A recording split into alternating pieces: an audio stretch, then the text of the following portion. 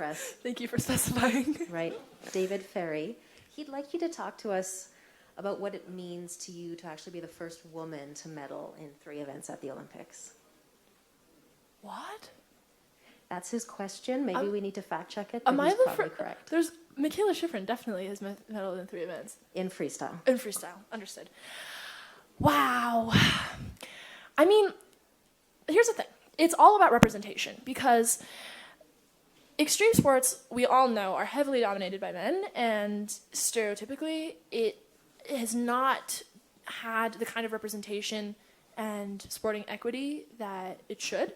So I think that as a young biracial woman, it is super important to be able to reach those milestones and to be able to push the boundaries, not only my own boundaries, but those of the sport and those of the record books, because that's what paves the paths for the next generation of girls, for the girls at home who can look on TV and see someone who looks like them. And that's the first time they hear about free skiing. It's so different if you hear about free skiing from the mouth of a middle-aged man versus from a young girl, right? Like if you see yourself in the sport, it totally changes your perception of what you can do in it.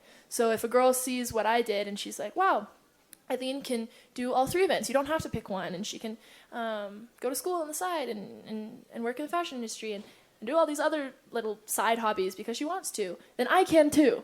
So my biggest goal is, 1, to have fun for myself, but also 2, to be able to break the boundaries of the boxes that people get put in. So in terms of extreme sports, yeah, it's a huge honor to be able to be the first free skier to podium in 3 events as a woman, and also, it makes me very hopeful about what the next generation will be able to accomplish.